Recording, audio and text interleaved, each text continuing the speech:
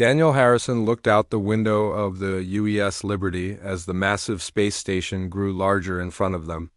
Nexus Prime was the biggest thing he had ever seen.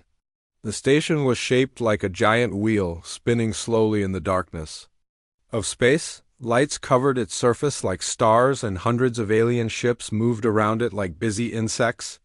"First time seeing it?" asked Lisa Carter, his aide. She was young, maybe 25, with bright eyes and a nervous smile. "This was her first big mission, too." "Yeah," Daniel said. "Hard to believe we're really here." Jack Murphy, their security chief, came up behind them. He was a big man with gray hair and worried eyes. "Sir, we're getting close. The aliens want us to follow their escort ships to the docking bay." Daniel nodded. After 3 months of traveling through space, they were finally here. Earth's first diplomatic mission to the Galactic Council. It had taken humanity 50 years to build ships good enough to reach this far. Now they were about to ask the most powerful beings in the galaxy to let them join their club. The Liberty moved slowly toward the docking bay. Through the window, Daniel could see alien ships everywhere. Some looked like giant crystals that sparkled in the starlight.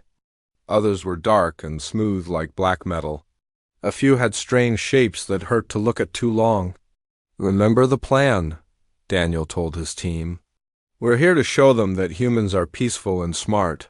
We want to trade with them and learn from them. We're not a threat." Lisa checked her tablet. "The Council has 12 member species. The Zephyrians are the crystal-like ones. They're supposed to be very smart. The Kithara look like big insects. They have the strongest military. The Morvans live in water and are good at making things." "And the Scarans?" Jack asked. "Big lizard people. They handle security for the Council. They're the ones who will be watching us." The Liberty docked with a soft bump. Daniel could feel his heart beating fast. Everything depended on this meeting. If the Council said yes, humanity would have access to their technology and knowledge. If they said no, Earth would stay alone in the galaxy. An alien voice came over the ship's speakers. It sounded like metal scraping on stone. "Human ship, you may now enter the station. Follow the blue lights to the Council chambers." Daniel, Lisa, and Jack walked through the airlock into the station. The air smelled strange, like electricity and flowers. The walls were made of some kind of white metal that seemed to glow from inside. Blue lights on the floor showed them which way to go. They saw their first aliens in the hallway. A group of Zephyrians floated by, their crystal bodies making soft ringing sounds as they moved. They didn't look at the humans. A Morvan rolled past in a water-filled sphere, its tentacles waving behind the glass. It stared at them with big black eyes. "They're all looking at us," Lisa whispered. "Let them look," Daniel said. "We belong here just as much as they do." The Council chambers were huge. The ceiling was so high Daniel couldn't see the top. 12 seats were arranged in a circle, each one designed for a different type of alien.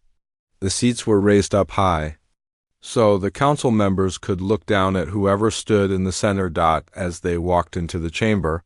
Daniel saw the Council members taking their places. The Zephyrian representative was the biggest crystal Daniel had ever seen. It was twice as tall as a human and sparkled with inner light. The Kithara Queen Speaker looked like a giant praying mantis with 4 arms and compound eyes. The Morvan delegate sat in a tank of purple water.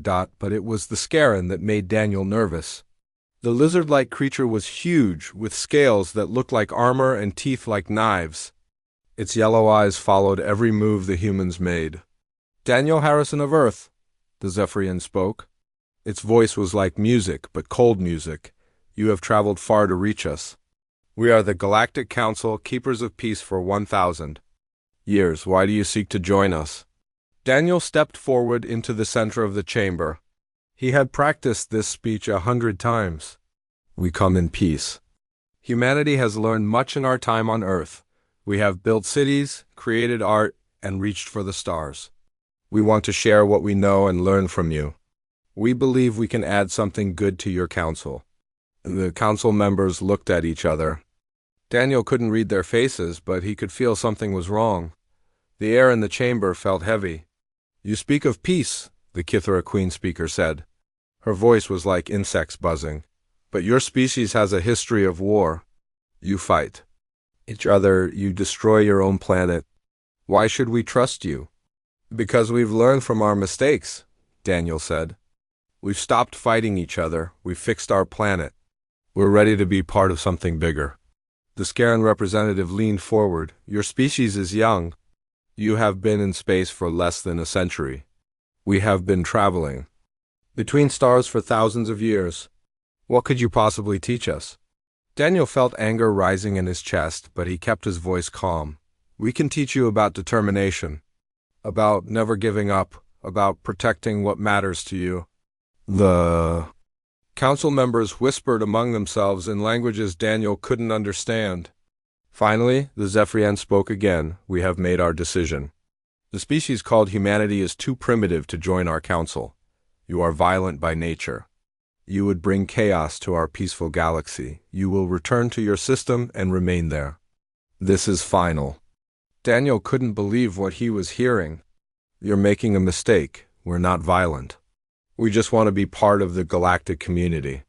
The decision is made, the Scaran said, standing up. You will leave now. Wait, Daniel said. You can't just lock us away. We have rights. We have something to offer. The Kithara Queen speaker made a sound like angry wasps. Rights? You have no rights here. You are not a council species. You are nothing but a plague that spreads from world to world, bringing death and destruction. That's not true, Daniel shouted. We're better than that. The Scaran stepped down from his platform. He was even bigger up close, almost 8 feet tall. You dare raise your voice in our sacred chamber? You prove our point about your violent nature. More Scarans appeared from the shadows, carrying weapons that glowed with blue energy. They surrounded the humans. Daniel stepped in front of Lisa and Jack. We're leaving, he said. But this isn't over. Other species will hear about this. They'll see what you really are. The Scaran leader's eyes flashed with anger. You threaten us in our own halls? I'm not threatening anyone, Daniel said. I'm just telling you the truth. The Scaran raised his weapon. The truth is that your species is a mistake. One that needs to be corrected. The energy beam hit Daniel in the chest. He fell to the floor, his body smoking. Lisa screamed and ran to him, but he was already gone. Jack drew his weapon, but there were too many aliens. They had to run. Go. Daniel's last words echoed in the chamber. Tell them what happened here. Lisa and Jack ran for their lives through the corridors of the station. Behind them, alarms were going off. The council's voice echoed through the station. The dangerous humans have attacked our representatives. They must be stopped. They reached the Liberty just as council ships surrounded them. Jack started the engines while Lisa sent a message. To Earth, Daniel is dead. They killed him in cold blood. The council has declared war on humanity. Prepare for the worst. The Liberty jumped to hyperspace just as the alien ships opened fire. Earth's first diplomatic mission was over. The galaxy would never be the same. President Susan Blake stood in the war room deep under the White House. The message from the Liberty had reached Earth 3 days ago. Daniel Harrison was dead. The Galactic Council had declared humanity a threat. War was coming. Around the big table sat the most important people on Earth. Admiral Ryan Torres was in charge of all Earth spaceships. His face was hard as stone. General Kevin Stone commanded the army. He had lost his son in the first alien attack on Mars Colony. Dr. Patricia Wells ran the secret weapons program. She looked tired but determined. Show me what we're facing, Susan said. Admiral Torres touched a button and the room filled with pictures of alien ships. The Council has 12 member species. Together they have over 10,000 warships. Our intelligence says they can destroy planets from space. We have maybe 300 ships that can fight. Then we're finished, said General Stone. How do we fight something that big? Dr. Wells smiled for the first time in days. We don't fight them the way they expect. We fight them like humans. She stood up and walked to the wall screen. For the past 20 years, we've been working on something called the Prometheus Project. We knew this day might come. We've been preparing. The screen showed pictures of new weapons and ships. These are our new plasma cannons. They can cut through alien armor like paper. These are our stealth ships. The aliens can't see them coming. And these are our defense platforms hidden all over the solar system. Susan looked at the pictures. How many do we have? Enough to surprise them. The aliens think we're primitive. They think we only have the ships they've seen. They're wrong. A young woman in a Navy uniform stepped forward. Captain Amy Foster reporting, ma'am. I've been testing the new ships. They're fast and they hit hard. The aliens won't know what hit them. General Stone looked at the captain. How old are you? 28. Sir, but I've been flying since I was 16. I know these ships better than anyone. Dr. Nathan Cross, the alien expert, spoke up. I've been studying the Council's communications. They're not used to real war. They've been peaceful for so long they've forgotten how to fight. They think showing up with big ships will make us surrender. What do you mean? Susan asked. They're bullies. They're used to weak species giving up without a fight. They don't know what to do when someone fights back. Their tactics are old and predictable, Admiral Torres nodded. The blockade fleet is already here. 50 ships sitting outside Mars orbit. They're jamming our communications and demanding we surrender in 72 hours. What's their leader like? Susan asked. Admiral Thoktar. He's a Scaran, big, mean, and stupid. He thinks this will be easy. He's broadcasting threats to the whole system. Says if we don't surrender, they'll cleanse Earth of the human plague. Susan felt anger burning in her chest. They killed our diplomat. They threatened our world. Now they want us to just give up? They're going to learn something about humans. General Stone said, we don't give up, ever. The next day, the Council's ultimatum came. Admiral Thoktar appeared on every screen on Earth. He was huge with green scales and yellow eyes. His voice was like a growling animal. Humans of Earth, your species has been judged unfit for the galaxy. You will surrender your weapons and submit to Council authority. You have 24 hours. If you refuse, we will destroy your cities. One by one until you learn to obey. The broadcast ended. The room was quiet. He made a mistake, Dr. Cross said. He just threatened to kill innocent people on live television. Now every human in the system knows what we're fighting for. Susan walked to the window. She could see people in the streets below. They weren't running or hiding. They were angry. Signs appeared in windows. Remember Daniel Harrison, and Earth will not surrender. The people are behind us, she said. But can we really win? Dr. Wells showed them more pictures. We've been building factories on the Moon and Mars, robot factories that can make ships and weapons faster than anything the aliens have. We've been mining asteroids for metals. We have more resources than they think. The aliens are spread out across the galaxy, Admiral Torres added. They can't bring all their ships here at once. The fleet outside Mars is just the first wave.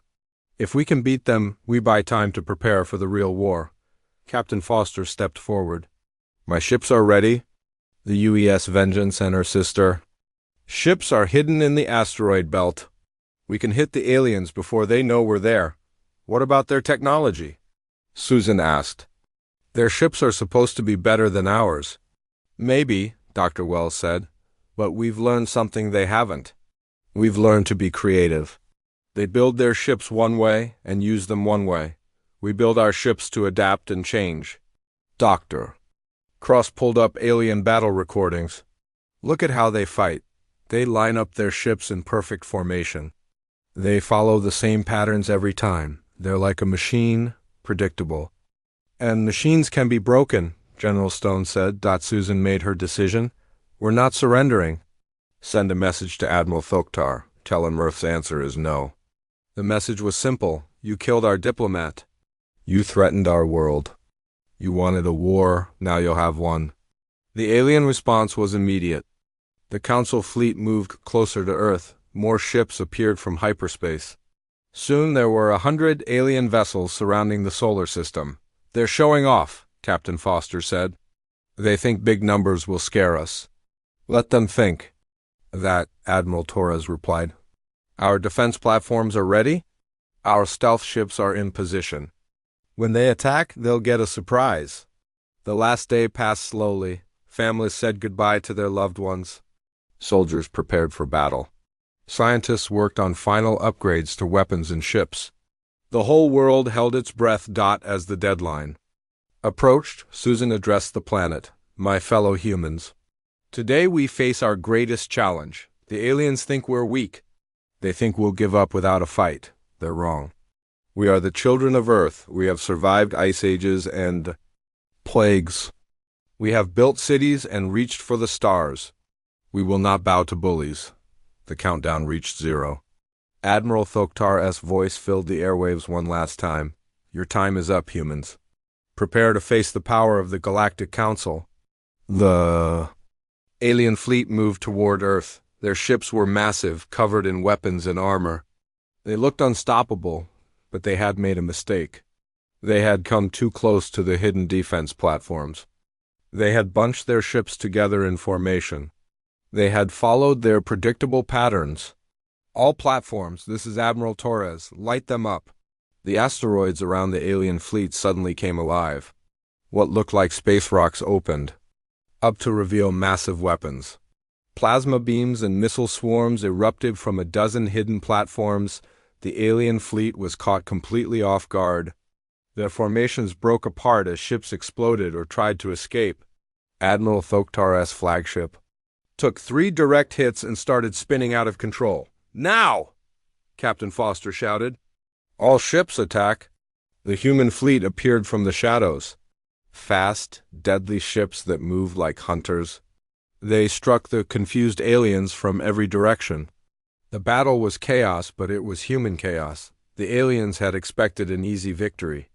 Instead, they found themselves fighting for their lives against an enemy that refused to follow the rules. The war had begun, and humanity had drawn first blood. Captain Amy Foster watched the alien fleet burning in space. The first battle was over. 3 council ships were destroyed, and 1 was spinning helplessly with its engines dead. The humans had lost 2 defense platforms and 1 fighter, but they had proven something important. They could fight back. This is Admiral Thoktar to all human forces, the alien's voice crackled over the radio. You have made a terrible mistake. More ships are coming. You cannot win this war. Amy switched to the command channel.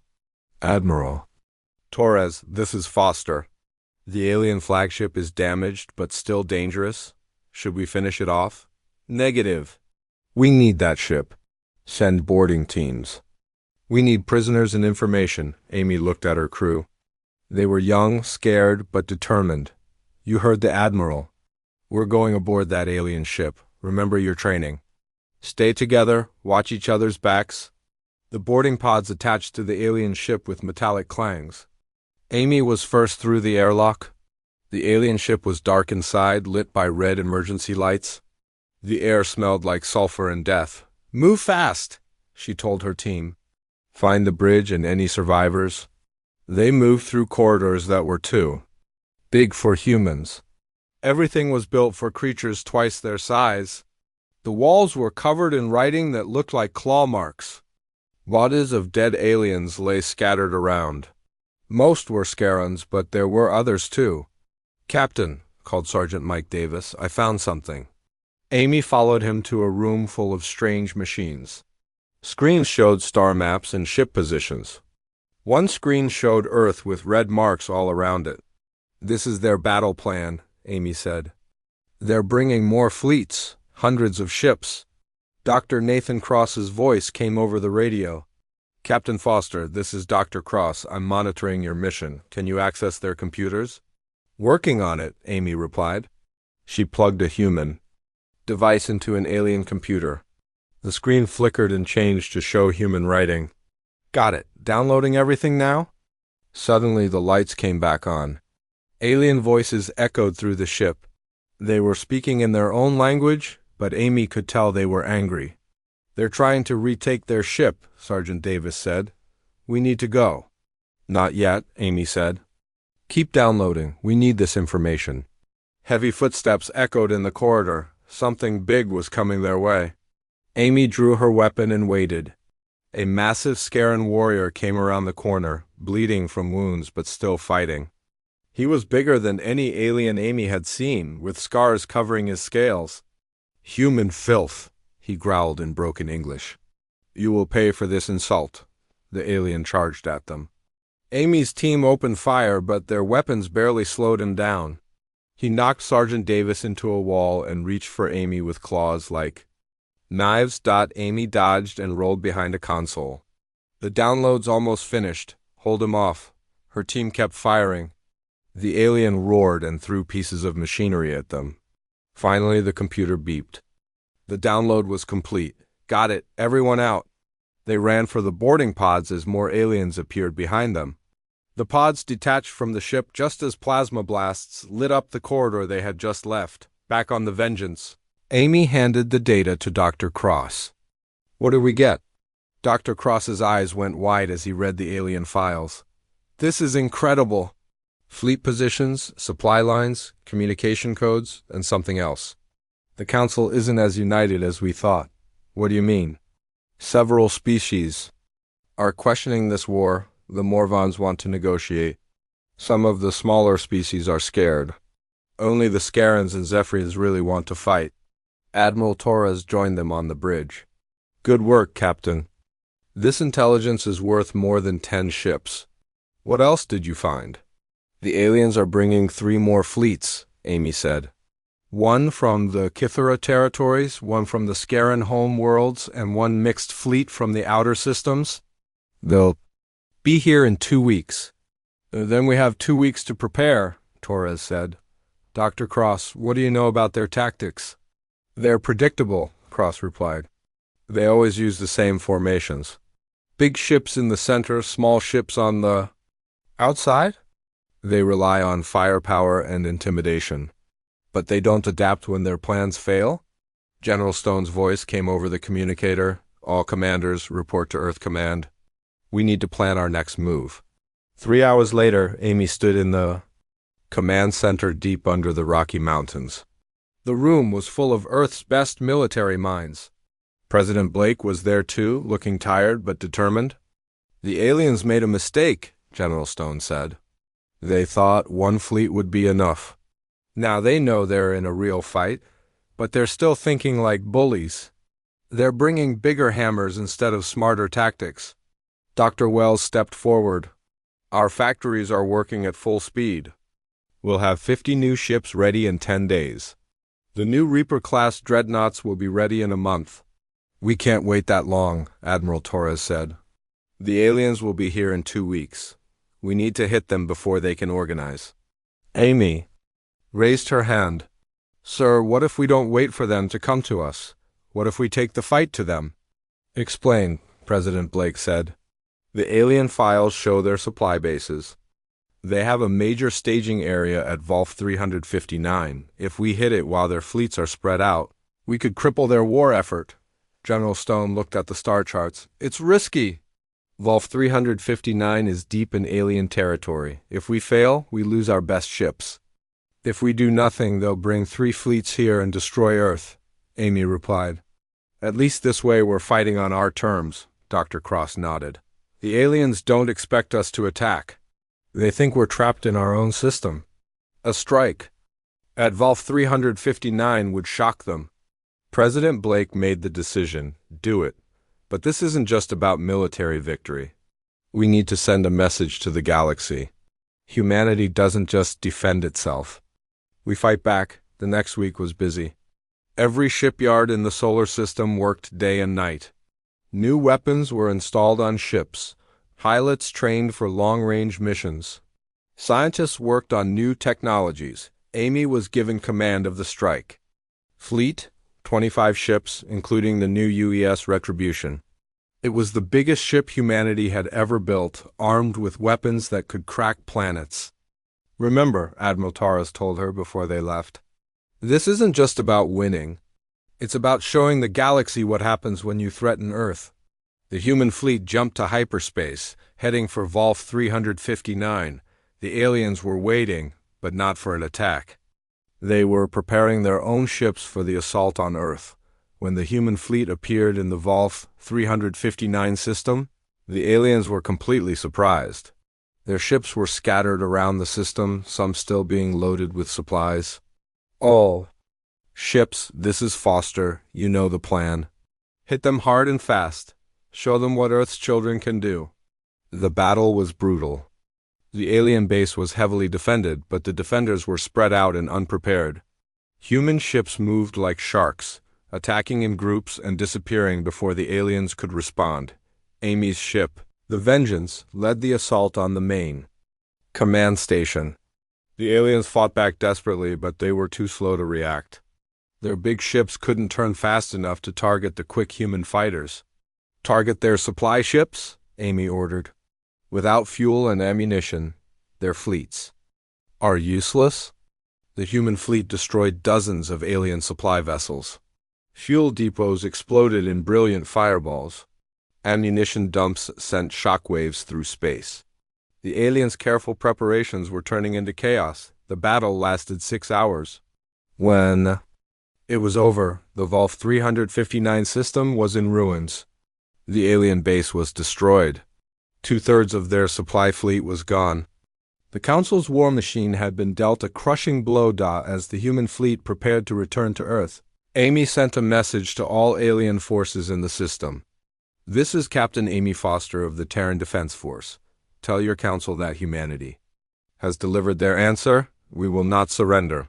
We will not hide. Come for Earth if you dare, but know that we will fight you every step of the way. The war was no longer about Earth's survival. It was about showing the galaxy that humanity would not be pushed around. The aliens had wanted a war. Now they had one.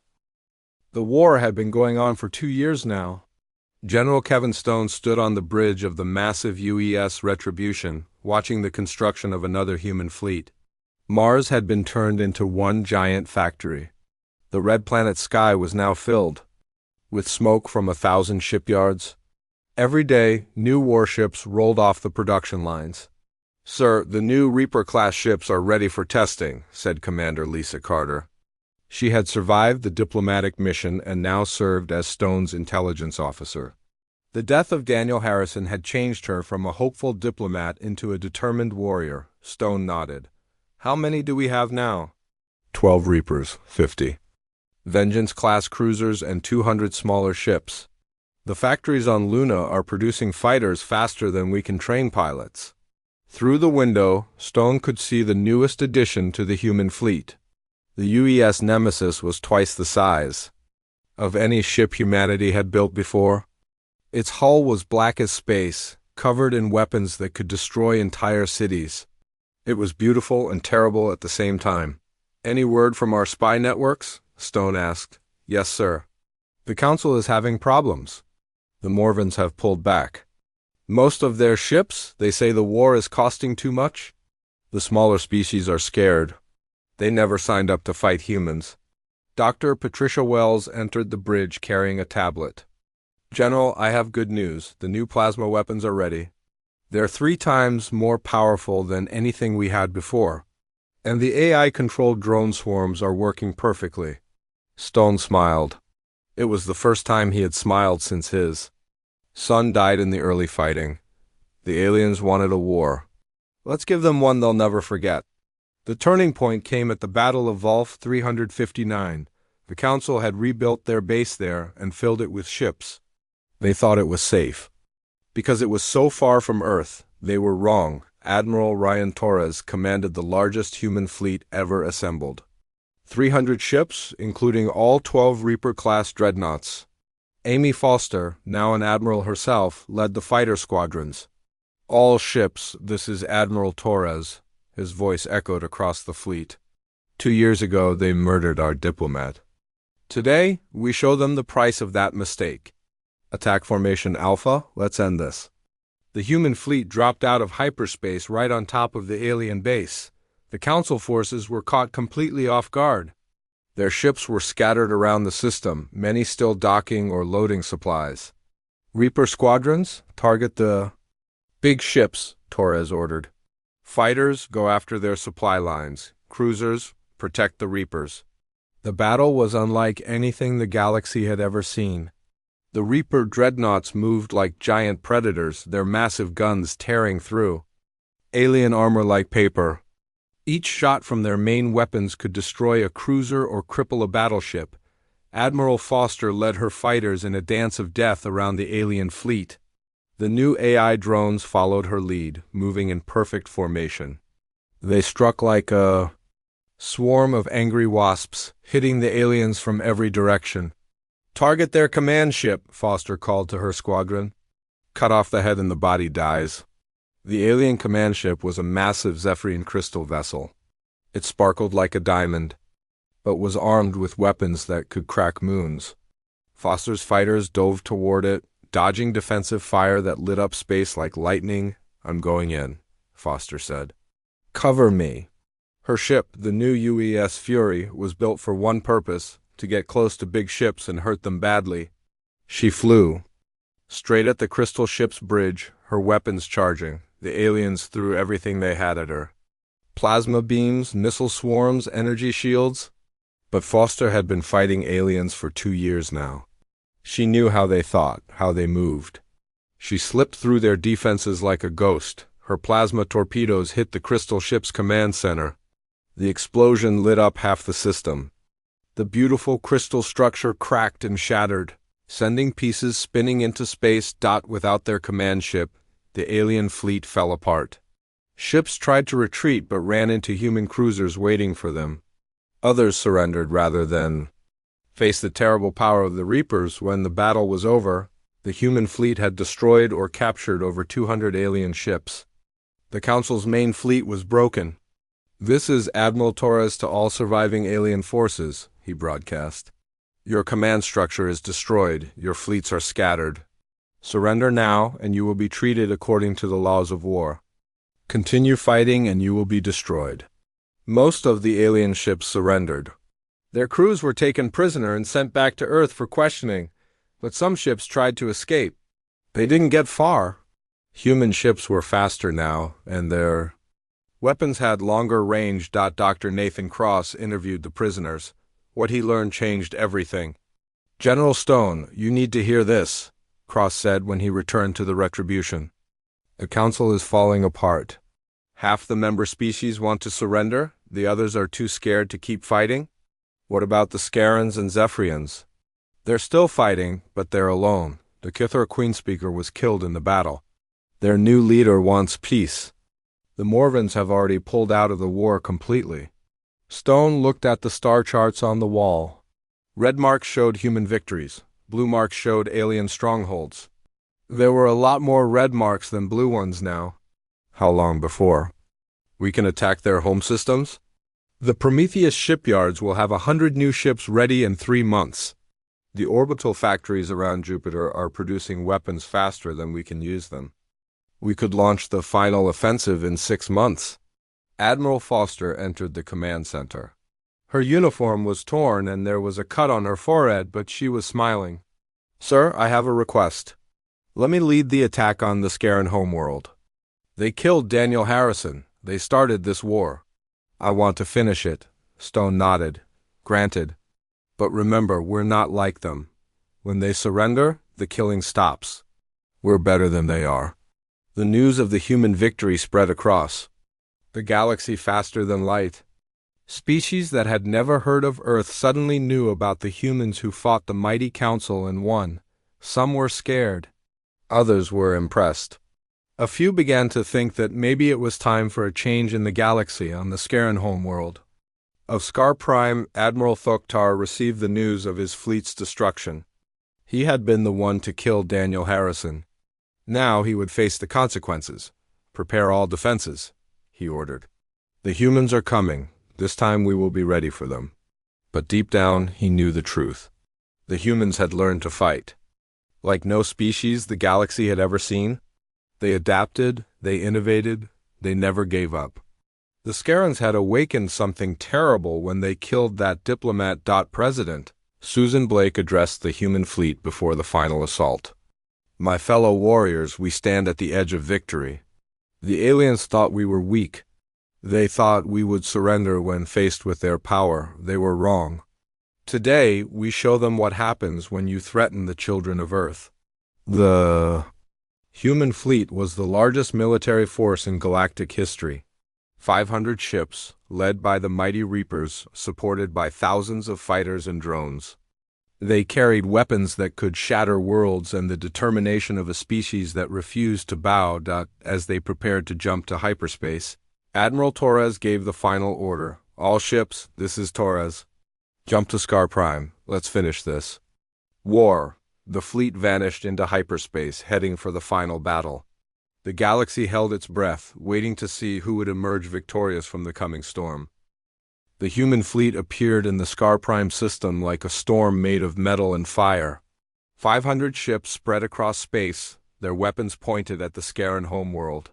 Admiral Amy Foster stood on the bridge of her flagship, the UES Fury, watching the planet that had started this war. All alien ships, this is Admiral Foster of the Terran Defense Force, she broadcast. You have 5 minutes to surrender. After that, we will consider you hostile targets. The Scaran response was immediate. Hundreds of their ships rose from the planet's surface. Admiral Thoktar's voice filled the radio channels, full of rage and desperation. Human scum, you dare come to our sacred world? We will feed your bones to our young. So be it, Foster replied. All ships engage the enemy. Show them what Earth's children can do. The battle that followed was the largest in galactic history. Over 2,000 ships fought in the space around Scar Prime. The humans moved like a pack of wolves, striking fast and hard. The Scarans fought like cornered animals, desperate and vicious. Admiral Torres commanded the center of the human fleet. His massive Reaper dreadnoughts moved slowly but hit like hammers from the gods. Each shot from their main guns destroyed an enemy ship, or crippled a space station. Target their orbital defenses, Torres ordered. Clear the way for the landing forces. The Scaran orbital platforms were huge, covered in weapons that could destroy cities. But they were built to fight ships from far away, not the close range. Attack the humans brought. Foster's fighters swarmed around the platforms like angry bees, hitting weak spots and avoiding the big guns. Dr. Patricia Wells watched the battle from the command ship. Her new weapons were working perfectly. The plasma bombs turned Scaran ships into clouds of glowing gas. The AI drones moved in perfect formation, never missing their targets. General Stone, the planet's shields are down, Wells reported. We can begin the assault? General Stone nodded. He had waited 3 years for this moment. The Scarans had killed his son and started a war that cost millions of lives. Now it was time to end it. All landing forces, this is Stone. Take the planet. Capture their leaders alive if possible. Show mercy to those who surrender. But remember what they did to us. The human landing ships dropped through the atmosphere like falling stars. Each one carried 1,000 soldiers in powered armor. They landed near the capital city of Scar Prime, ready to finish the war. The fighting in the city was brutal. The Scarans were fierce warriors on their home ground.